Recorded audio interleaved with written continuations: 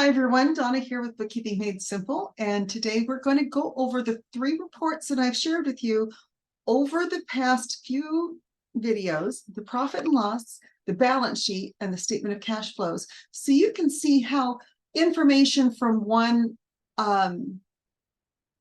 report flows onto the other, and so you can see kind of how to determine how well your business is doing as far as cash. Keep in mind, cash is king in business, and that has not changed. So we're going to go ahead and get started. As always, while I'm sharing my screen, please like, share, and subscribe. I would love to have you share these videos with your friends, particularly if they're business owners, because we want to make sure that they have the information and tools that they need to succeed. Okay, let's go into it. This is a sample company from Intuit. This is not a real company. Hello, YouTube moderators. This is not a real company. I'm not doxing anyone. I feel bad that I have to really emphasize this, but you know, people are crazy. All people. So let's go ahead and get started. We're going to go to reports, and you can see right here where I am clicking that. We're going to hide floating meeting controls. There we go. And we're going to start with the profit and loss. I'm going to bring that up. We're going to open another window, and we're going to go to the balance sheet. And then we're going to open another window, and we're going to go to the statement of cash flows. And you can star this so that it shows up on your favorites. I recommend that. Okay, so we have a profit and loss from January 1st to September 15th. We have a balance sheet as of September 15th. Remember, a balance sheet is just a snapshot. This is what your liabilities and assets are as of this date. So it's not a date range, it is a date, okay? And then we have a statement of cash flows from January to September 15th. Okay, so putting them all together, we are going to look at I went over the balance sheet, or excuse me, the profit and loss with you guys on one of my previous videos this week. So we're just going to scroll down at the bottom, because everything on the profit and loss we've talked about. We've talked about the income, we've talked about cost of goods, and we've talked about expenses. So we really want to look at this bottom number, net income. Net income is what's left over after your revenue and your expenses have been accounted for. This is what's left, $1642.46. When we go over to the balance sheet, which is this right here, we're going to look down at the bottom in the equity section, and we have net income of $1642.46. If this number does not match what's on the profit and loss, a couple of things have happened. One, it may be the wrong dates. You may have the wrong date here to match the profit and loss. Or there may be an error somewhere. And then we're going to go to the statement of cash flows, and the very first number at the top is net income, which will match the net income on the balance sheet and the profit and loss. I'm going to kind of I'm going to disregard the profit and loss moving forward, because that's the only number that comes over.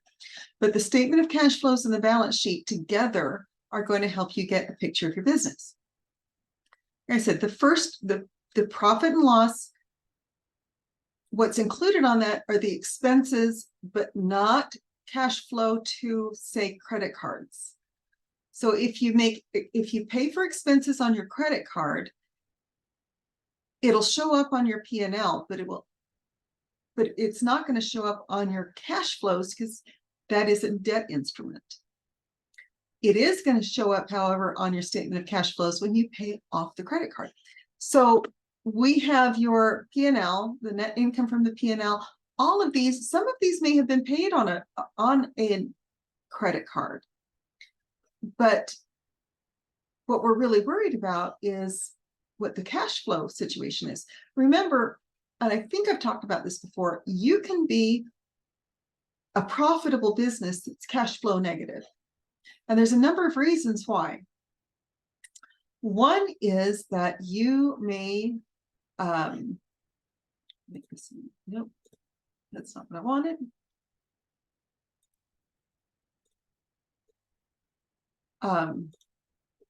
You may decide that you may need to spend a lot of cash to get your business started.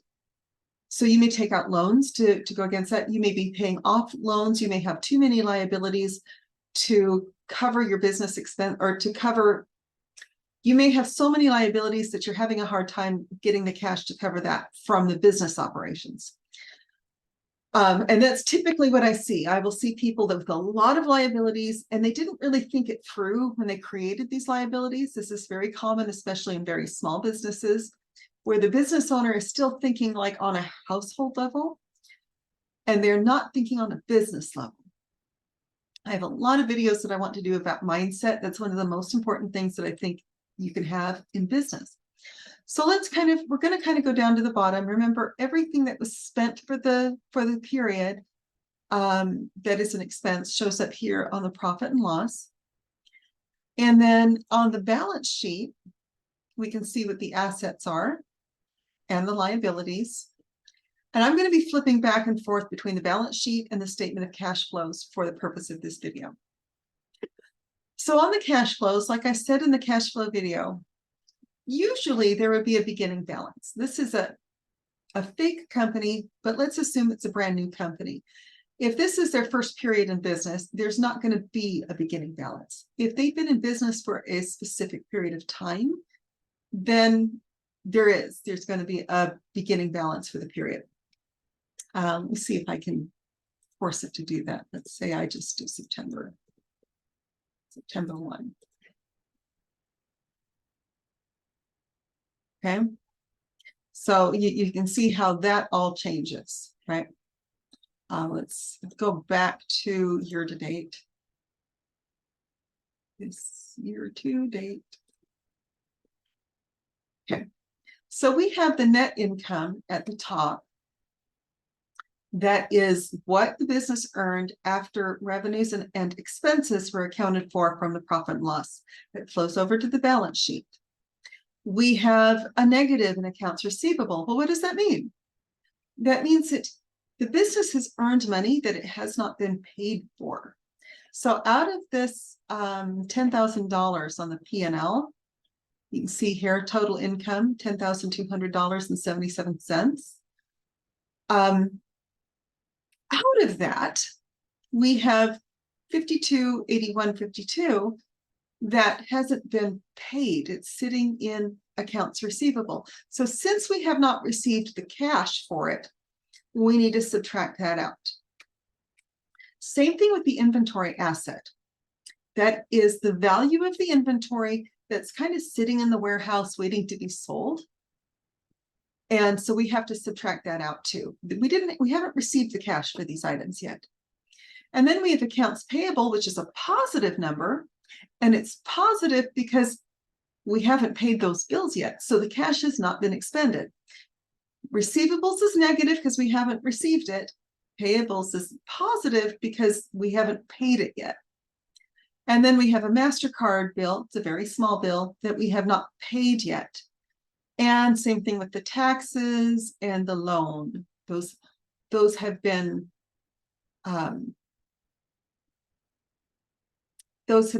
created, but we have not paid them yet. The loan is kind of sitting there because it was taken out before this period, but it hasn't been paid yet. Now, for this particular period, you notice that we have a note payable in the financing section and a loan payable in the operating section. And that is because the loan payable was taken out before this period. It needs to be paid. But the notes payable came in during this period. Okay, so then we have a truck. We have the original cost basis of the truck sitting there, and it is a negative. That means that the cash flowed out. They invested $13,000 in a truck, and that money has flowed out. That's an investment because we have an asset that was purchased with those funds. And then we have notes payable. This is financing. That is a loan that was taken out during the period covered in this statement. And we have opening balance equity, which is frequently not a cash account. Again, that's usually used mid-period to open a new account or to open it or to move an existing account to a business purpose. So what's happened here is either this business has started a new set of books and we have balances on the credit cards, the loans, and the bank account that needed to be accounted for somewhere. And we use opening balance equity to do that. That is literally what that is for. It is to put the opening balance somewhere. We can see it, we can account for it. Because in double entry bookkeeping, which is the only kind that is acceptable, you have to show where the money comes from. And if we don't know, we have to put it somewhere. So opening balance equity is typically what I use for that. So then we can see that net cash provided by operating activities, that is the 1642. And then we're going to subtract, we're going to add, we're going to come up with, oh, well, there was a $253.53 cash added to the net income. And that gives us $1,896.02. That's cash from operating activities. That is referring to the day-to-day operations of the business. This is stuff that we're typically going to see. Okay, so that means as by operations, I've had this discussion with someone else. I had another company that I was working with that I wanted to be the COO of. And the CEO did not understand what that meant. So the chief operating officer is not responsible for like janitorial. They're responsible for making sure the fulfillment happens appropriately. So in my case, if I chose to use the title of COO, that would be the person that manages the bookkeepers, that makes sure the business is running smoothly, as opposed to, and so that's what operations means. I've had people try to say it's little ticky-tacky details in the background, like janitorial and things like that. That's part of it, but that is not what it is. It does mean you're fulfilling what your clients or customers are paying you to do. That's what operations is. So we have 1896.02 that was provided by operating activities as part of the operations of the business. And then we have the $13,495 that flowed out of the business to pay for the truck. Odds are pretty good that part of that $13,495 came from this loan, and that's financing. So we had $25,000 come in from a loan, and we're going to say $9,337.50 went out for opening balance equity. So that's something we need to take it out of the cash flows, because if we don't, everything's going to be wrong. So at the end of the period, at the end of this January 1st to September 15th period, we should have a balance of cash somewhere of $4,063.52. So let's take a look at the balance sheet. Okay. On the balance sheet, we have a checking account with $1,200 in it. We have a savings account with $800. We have undeposited funds. So I'm going to go ahead and add these up manually. Yes, I really do use a 10 key calculator a lot, because it's much easier than trying to open an Excel spreadsheet for every little thing. So we have 2001 plus undeposited funds, 2062.52. Oh, look at that. So this total bank accounts plus the undeposited funds comes out to $4,063.52. And if you look down here, that is the number that came up of cash that's available. So now the next question is, what is undeposited funds and why do I care? Most businesses, I would say, very seldom receive one payment a day. They usually batch a group of payments together for deposit to the bank. Many, many, many times this is done electronically through credit card, ACH payments, things like that. So we need a place to put those payments in to hold them until we can account for them in a bank deposit. That's what undeposited funds is. I have had years ago, I had a client that was trying to help with the books, and he didn't understand them. That was, if he had understood them or talked to us about them, that would have been fine, but he didn't. And so one of the accounts that he deleted trying to be helpful was undeposited funds. And that was awful, trying to recreate that. So this is something that is important to recognize. The number one error I find in people's books is they don't know how to group these payments that they've received together for a deposit, or they strictly use the bank feeds, and they are not, they're just accepting it. They're not matching the deposits from the bank to the payments that they've received. Let me see if I can get it to come up. So let's look at bank transactions. Yep, I know. Okay, so in this case, look at this. We have some deposits that have been, or some income that's come in. We've received these payments. And you can see here's a deposit, $868.15, that matches the bank. These all match the bank, okay? So most likely, and you can see that they're all on different dates. So I would look at this and I would go ahead and say, oh, well, this is the payment that came in for $694 from Cool Cars on 8/13. So I can go ahead and match this to the bank feed. Okay. However, if it doesn't come up as a match to a deposit, this one's a sales receipt, which is treated slightly different. It's not an invoice. It is they provided the service and received the payment at the same time in the sales receipt. But we can see that it's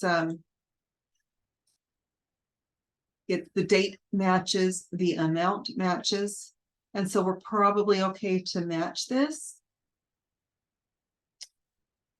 And that's going to make some adjustments on the cash flows. What we want to make sure that we're doing and understanding is that some of these, let me go back up to the top. We have this one that's uncategorized income. I may need to find a match for this. Okay, so I have $200 and I have $200 sitting out here in 3 different transactions. I would actually go through, and I would prefer to have a batch report, but if I was guessing, I would say, well, if I look at this, the dates match, the amount is $200, there's no difference here. I can see that the difference is 0, and so I can probably match these together and see that this is the amount. What happens, however, is that many times clients will just accept it. So I'm going to back out of this. We're going to leave without saving. Let's say I just say add. I just say, oh, that's an income account, and I'm just going to add it. The problem with that is if you do that, now your income is overstated by $200 because those 3 transactions I just showed you that total $200 are already accounted for as income. We need to make sure that it's not double counted. We only want to count your income once. We don't want the IRS to think that you make more than you do. And if we overstate your income, it'll throw off your understanding of your books. So going back here, we're just gonna go back to the balance sheet. Yep. So going back here, this total bank accounts plus undeposited funds is equal to the increase in cash at the end of the period. That means there's cash sitting there. Some of it's not been deposited to the bank, at least in QuickBooks. As you could see on the bank feeds, it was deposited to the bank like in real life. The transaction went through, but we need to match it up in QuickBooks. So if you look at, this is why I mean, if we have a lot of money going out here or here, if we have a lot of money going out, or it's coming in from other than operating, everything's coming in from loans. So if I'm seeing a lot in investing activities, especially a lot over time, and I'm seeing a lot of payments go out, I'm going to start being concerned because it's very easy to over leverage yourself. It's easy to do on a personal level, and it's easy to do on a business level because it's very tempting. You know, money has historically been fairly cheap. The cost of capital has been quite cheap. So, and money has been plentiful. I know that sounds a little bit weird to hear, especially if you're struggling financially yourself. But the fact is, if you have good credit and a reasonably good income, you can get credit. And it's not terribly expensive. It's gone up. It will probably continue. Interest rates will probably continue to go up, but it's not horribly expensive. It's not, I always laugh because I say that my expectations, I'm going to go ahead and stop sharing my screen here. If I can figure out how to do it. No, that's not what I want.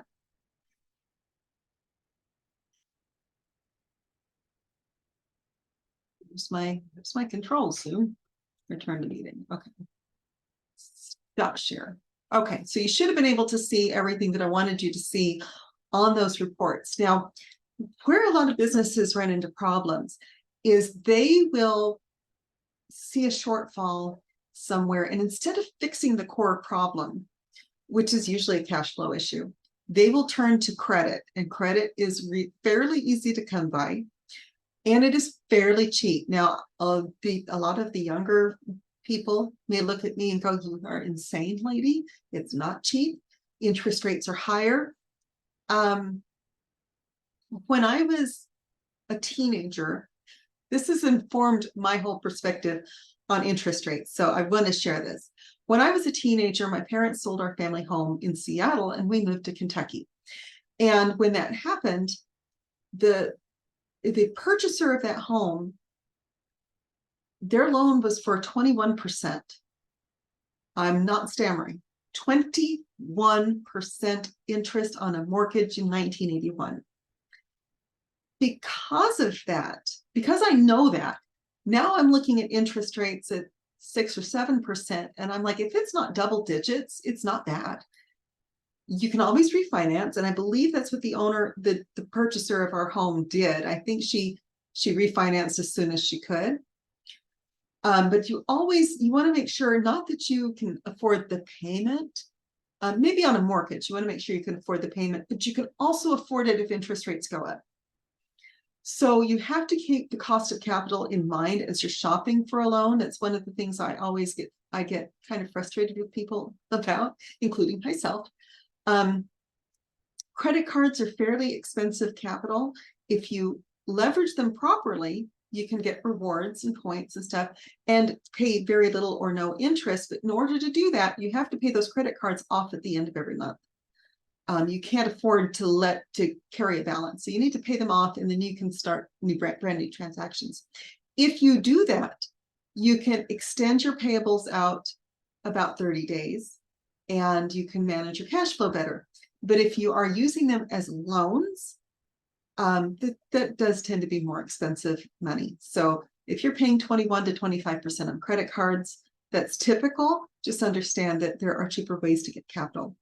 Also, if you are finding that there's a shortfall in your cash flows, that you're looking at your profit and loss and you're seeing that it's profitable, but your cash flow is showing a negative amount at the end of the period, or the bulk of your cash is coming in from financing activities or investing activities, particularly financing activities, then what you will need to do is start creating a plan to pay off those loans so that you don't have a lot going out in interest expense. Interest expense, by the way, shows up on the profit and loss.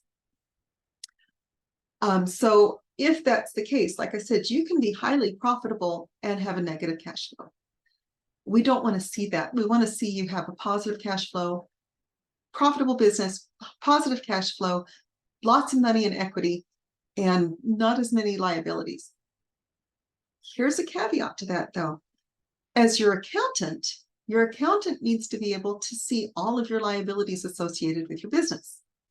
It gets a little tricky with a lot of small business owners because many times they are personally on the hook for these loans. which we call recourse loans, or they are taking out personal loans and applying that money to the business.